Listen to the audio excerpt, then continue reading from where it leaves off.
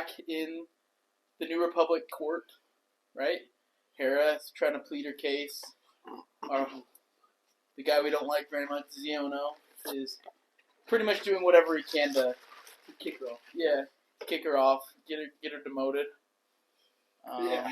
Because according to him, everything. This is just repetition. This has happened a million times, which we haven't seen.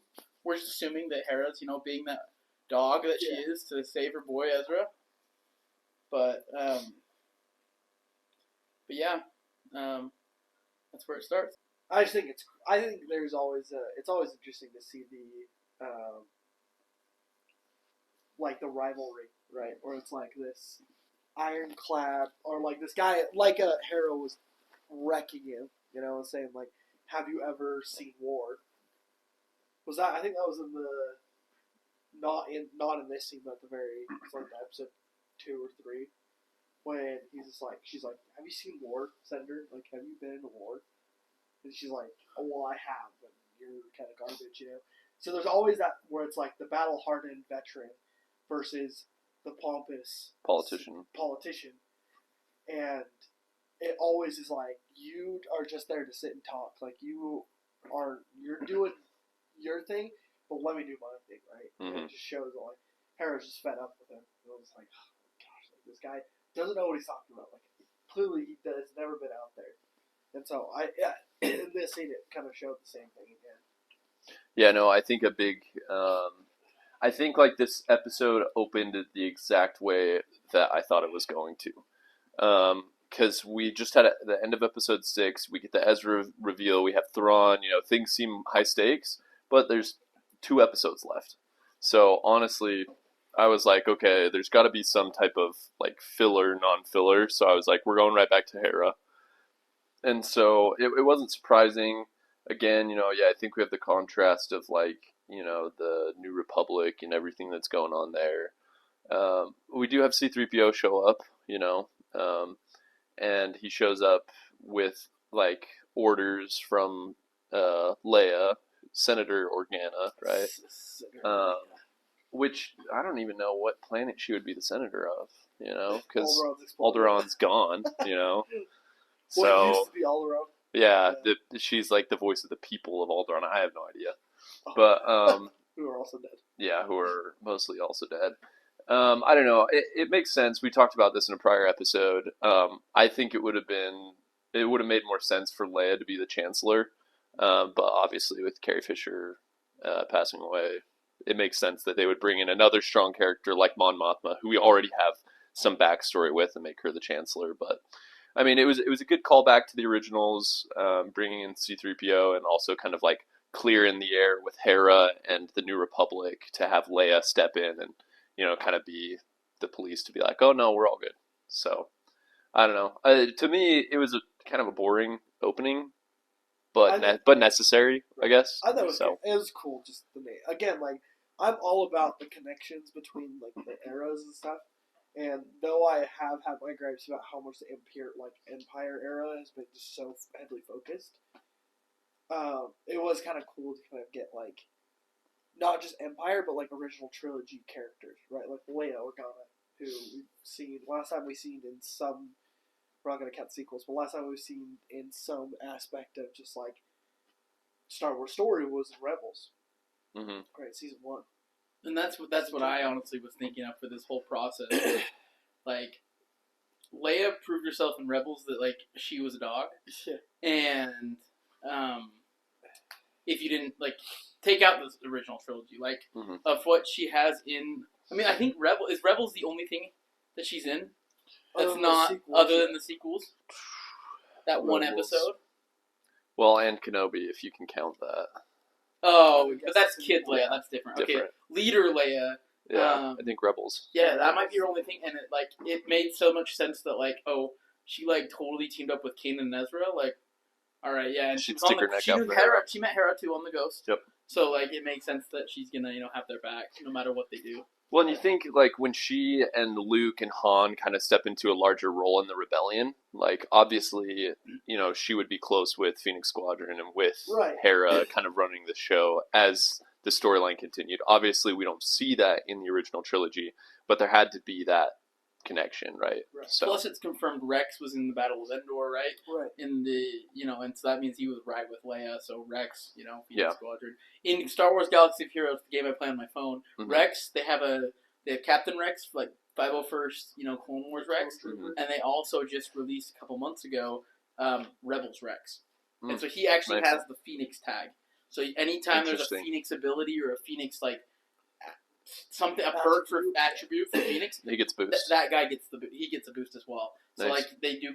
The Star Wars universe does include him as part of Phoenix Squadron. That's cool. In Rebels. Yeah. Yeah. Which I mean, again, I think it was like you were saying, it was kind of boring, just kind of like they're yelling at each other, and those like, woo, please, knock her off. She's not a general. Don't make her a general anymore. And then Leia comes and says, but she was doing stuff on my terms. Like, she was doing it based on what I told her.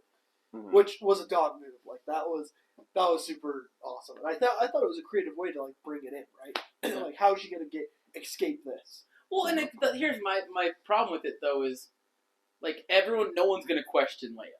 Right. Yeah. Why is Hera not almost to that level yet? Why is he still, like, trying to power trip Hera?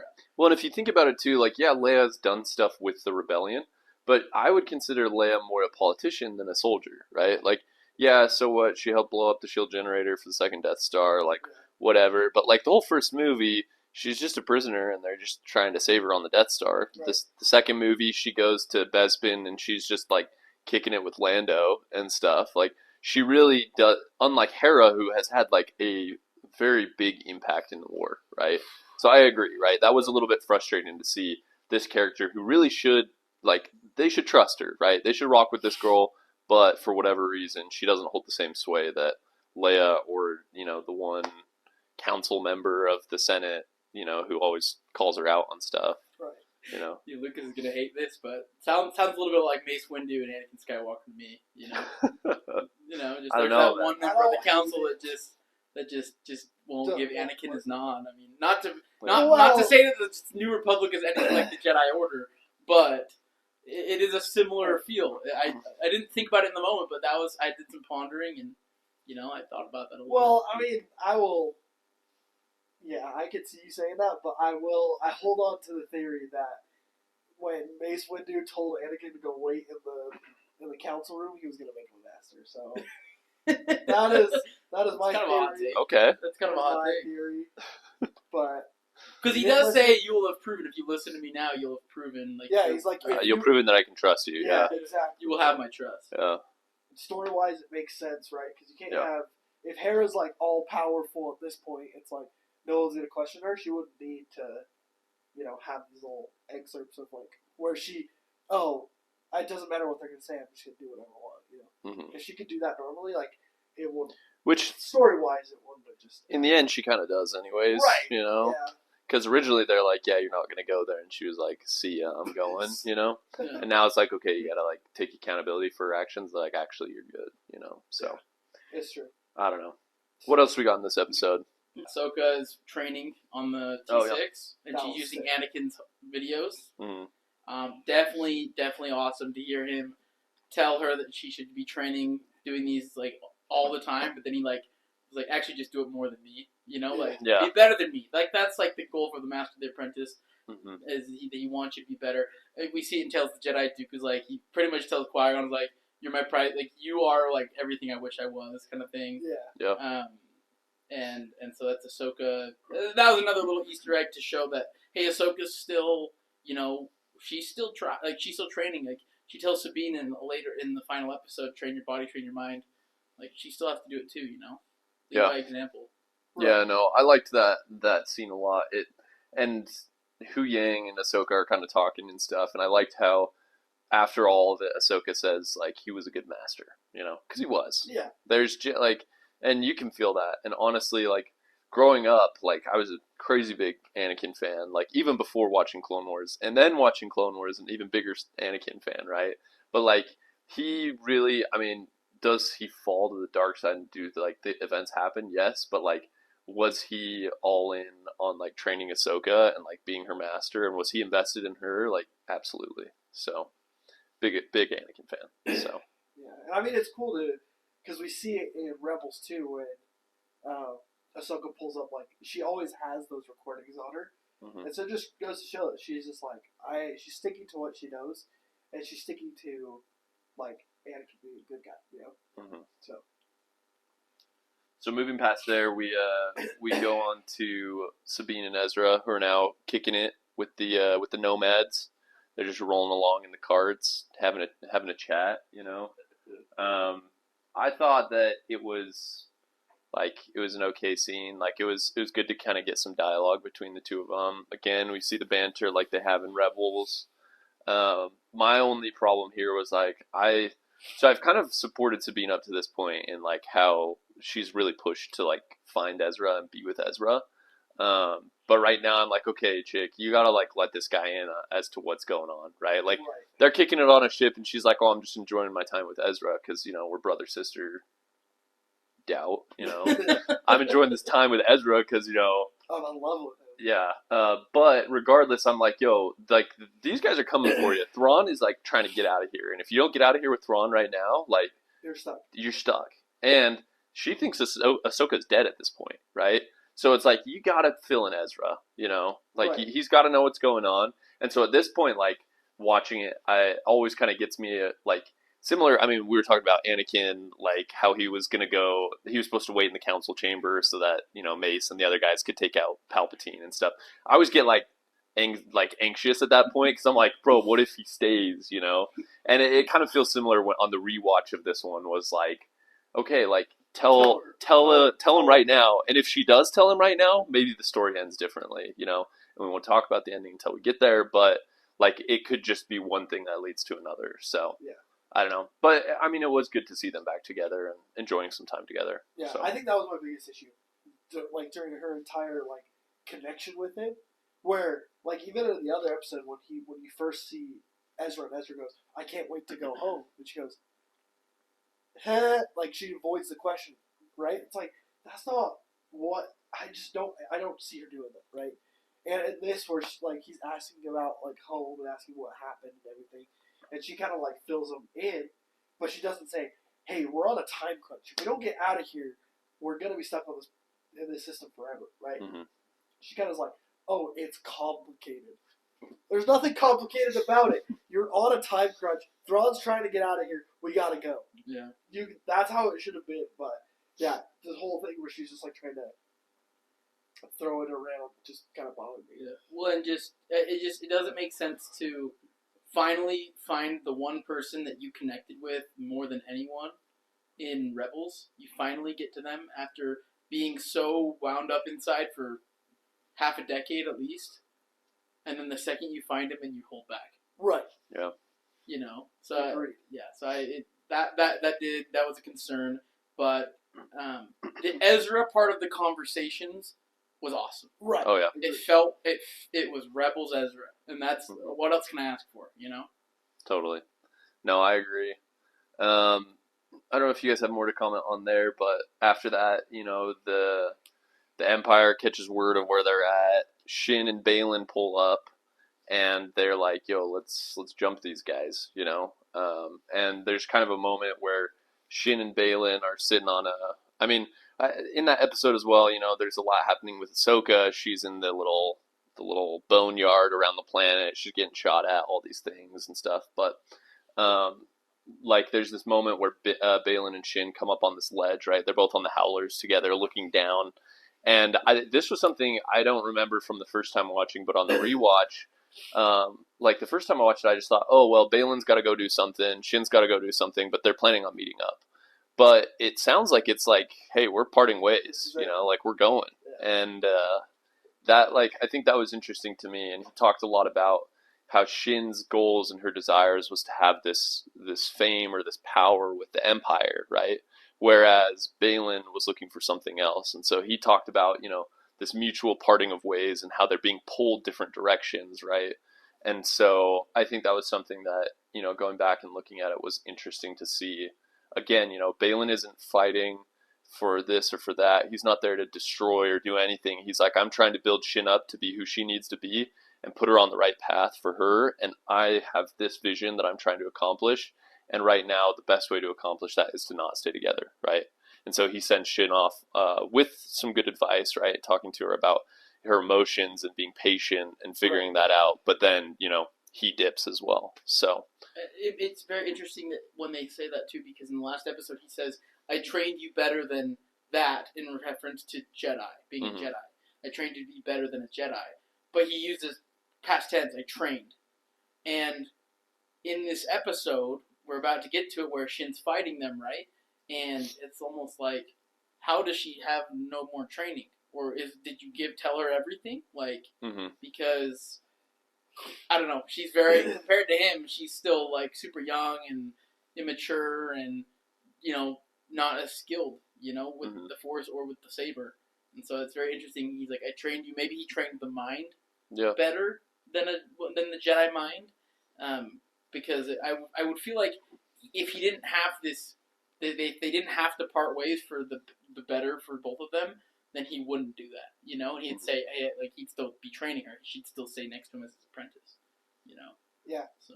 Well, I just love that, too, because it was the whole, like, she's like, he basically says, your ambitions take you down one path, and I need to be going down another, right? Which we've kind of been hearing this entire time. Like, Baylan has had an ulterior motive. He has something greater that he's going for. And we always thought, like, Shin's going to be part of that. But now he's just like, nope, you can't be part of this. Which... Maybe not can't, but, like, you don't even want to be part of this. Right. Again, your ambitions take you elsewhere. So it's like, you want to be next to me just because this is what's comfortable, but your, instincts are taking you elsewhere. Yeah, and maybe it's more of as well, maybe it's a timing thing too, like I need to let you go so you can go and do this thing that you think you need to do, and then you're going to realize that really, this is what you need, right? But I can't hold you back from that, right? And I can't teach you that, so you need to go experience that, so then you're going to come back to me ready to learn, Right. I think there's a lot of layers to it, but I mean, time will tell what happens between those two. And kind of with their prospective futures kind of moving forward in the Star Wars universe. So True. I mean, one cool thing, Dave Filoni, just a little nuance here. Everyone knows this, but Shin, Hati, and Baylan Skoll, right, their last names are based off the Norse mythology, wolves. And it's cool that their wolves that they're riding, the howlers that they're riding, are their representative, colors. So as you know, you played God of War Ragnarok, you see Hati and Skoll, and they're black and white. And Skoll is black he's a black wolf that chases the sun, and then one day he'll eat it and cause darkness. But then Hati is the white wolf that chases the moon and will eat it and cause Ragnarok and stuff. But there's people, it might be reading into this too much, but there's people who are theorizing that those are kind of foreshadowing of what's going to happen to their potential futures, right? Where Shin is riding on the White Wolf, which could lead her down a path of light. Could be that she turns and has a moment where she gains light. But Baylan is going down this path of darkness that will only lead him to even more darkness.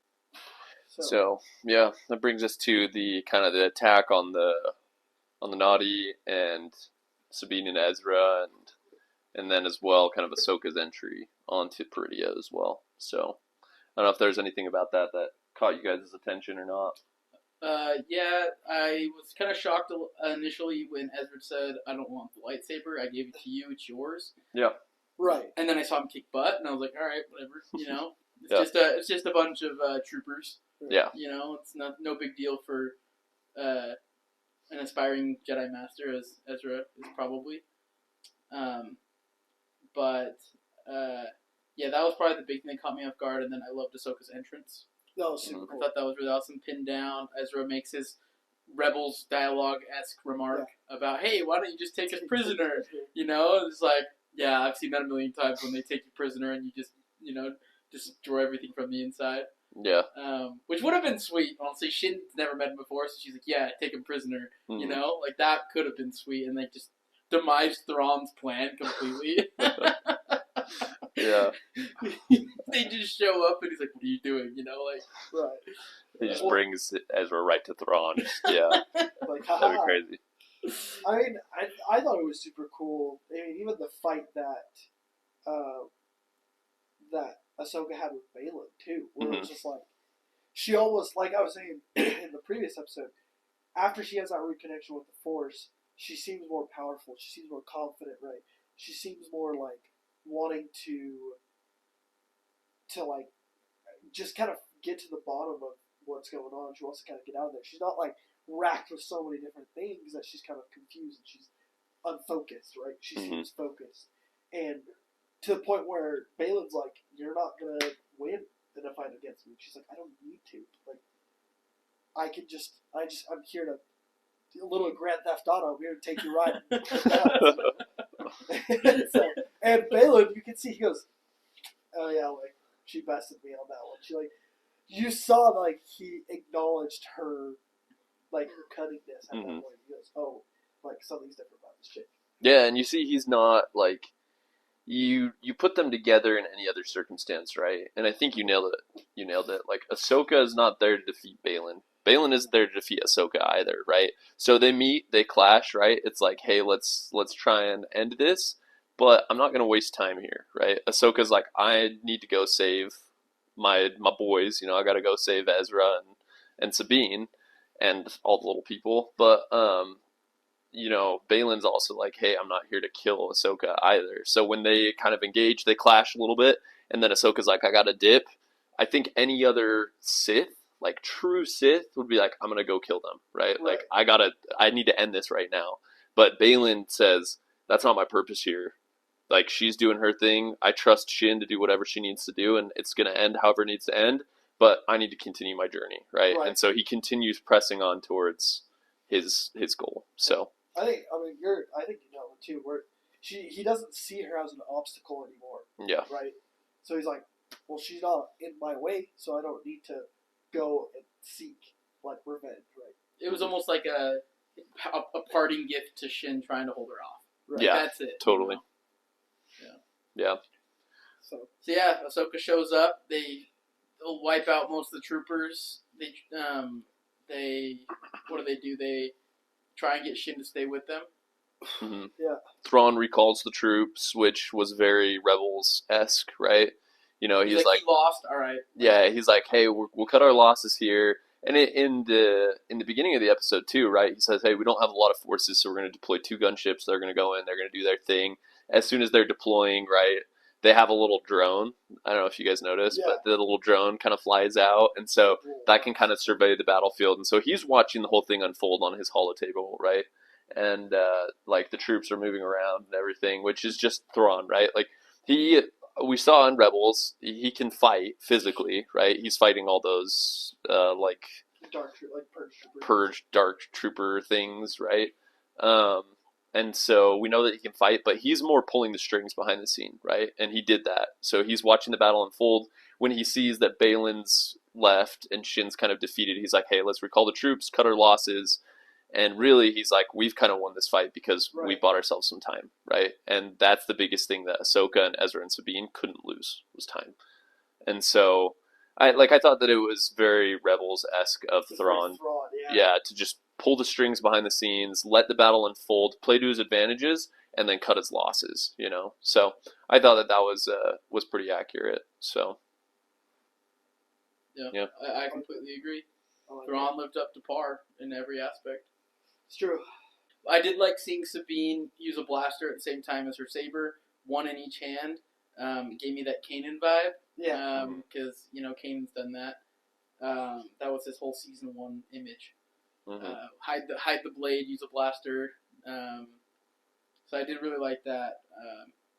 I don't know. I thought I'd get a little dialogue out of Shin when they tell her that they can help her and that she should come with them, like to surrender her weapon. Mm-hmm. But it doesn't shock me.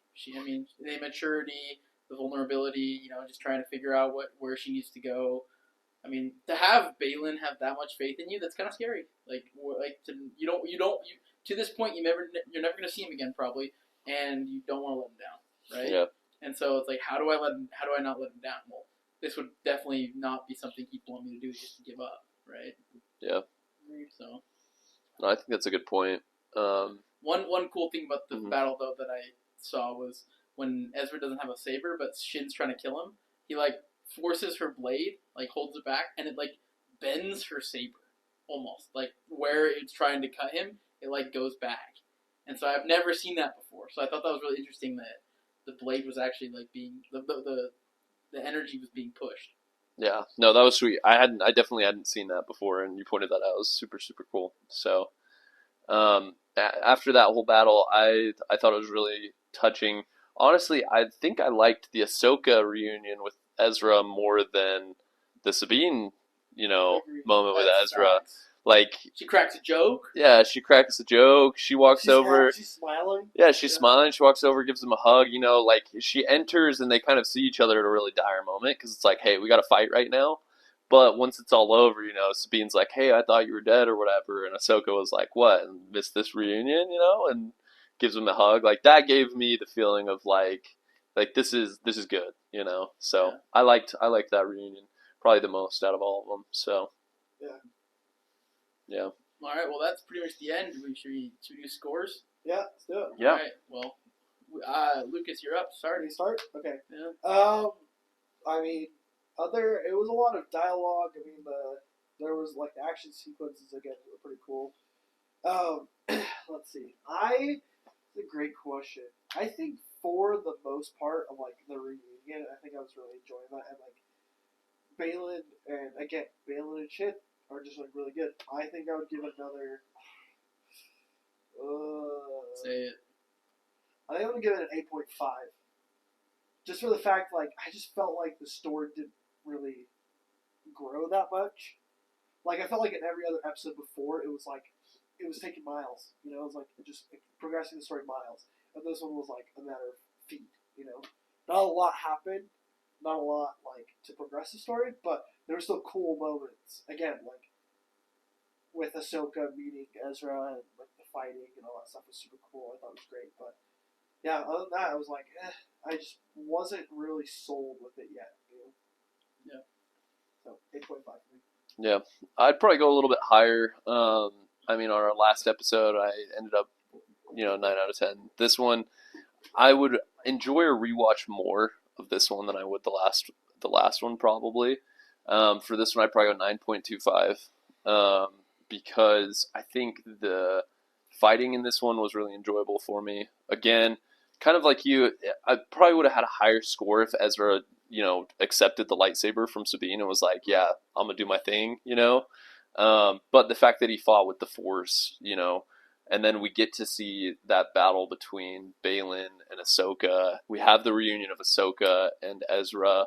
We have Thrawn in there. Are there aspects of it that I think could have been better? As far as like, the New Republic politics in the beginning of the episode, yeah, for sure. Was it kind of dialogue heavy? Did the story really not progress a ton? Yeah. But I think overall, like from just watching it, rewatch perspective, as well as, getting to see the characters that I love in action and having them be true to who they were, Ahsoka showing up with her double lightsabers, she's a little bit more happy, expressive. Ezra, again, he jokes around a lot, does a lot of stuff. And then Sabine, too, like you're saying, the blaster saber combo is cool. I'd probably go 9.25. So yeah, I'm closer to you as well. I'm going 9.5. Mm-hmm. And the biggest thing for me was it was like, I'm not comparing it to episode 5, mm-hmm. but it's like a mini episode 5. Episode 5 is complete filler. It truly is a filler to the story of what's happening, but it was so needed and so necessary and so amazingly detailed and put together that I don't consider it filler. It was needed. Like, that is part of the story that happened, And this one was just on a smaller level. It's purely Rebels. Thrawn's executing a big plan, and they fall for it, but they're doing it their own way, and they still come out successful at this point, right? And to this point, they both technically win. Mm-hmm. And that is exactly Star Wars Rebels. I loved Ezra. the reason it's 0.5 down is for Sabine's lack of expression, even though that's literally her whole character, is the inability and ability to truly express. I wish she was on the more able side of that, expressing herself. Ahsoka came through. The reunion was obviously up to par. Baylan's dialogue was amazing. And yeah, I'm going 9.5 for that. Let's see.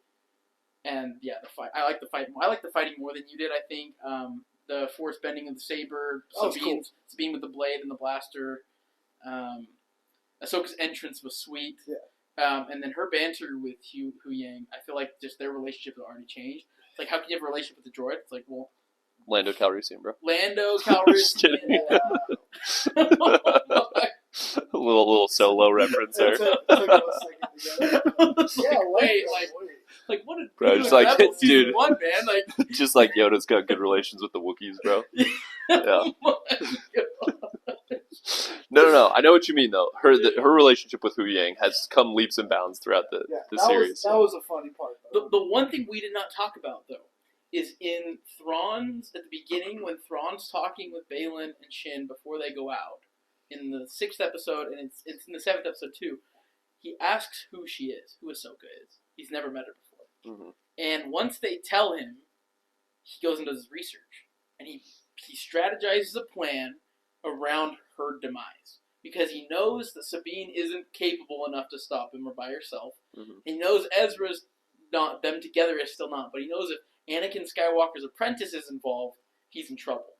And so his whole plan was aligned to stop her. Because he knew with her out of the picture, his reign of terror in the galaxy we're familiar with was going to have a much smoother entrance. Right. Mm-hmm. I agree with you. I didn't even think about that in a sense. I mean, we didn't talk about it, but it goes to show, like, he knew he could have beat her. Like, he knew he could, like, stop her and kill her because of how powerful she is. But that's why he's like, I need to slow her down because the only thing I have on my side right now is time, and I need to escape. Like, we need to get out of here so she's left here, and there's no way she can come back, right? Yeah. I also like more than you guys. I did really like the beginning of Hera. Anything with Phoenix Squadron is just a plus for me if they do it in the right light. Yeah. Would have been dope to see Zeb. That's another little doc on this episode because this would have been the episode to throw Zeb in.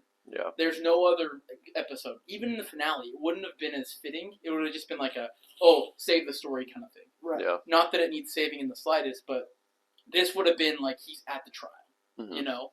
And that's where we could have put him in. But yeah, the trial at the beginning as well as I loved the beginning with her training to Anakin's videos. I thought that was a great showing of Ahsoka's constantly bettering herself, even before she had this reconciliation in the world between worlds in episode 5. Like that, she never lost her discipline. Mm-hmm. And showing that, we never saw that. It's just her being her. We've never seen like the behind the scenes, and I really liked that. So yeah, 9.5 for me. Yeah, great episode. Yeah, really good episode, and we got one more episode, and then the Ahsoka review series will be over. So we'll have to look for that final. Yeah, we'll have to look forward to Rebel Season 6. Right? Yeah, honestly, hopefully we get a new season coming out or new movie or something. But yeah, we'll have to catch you guys in the next one. Final video.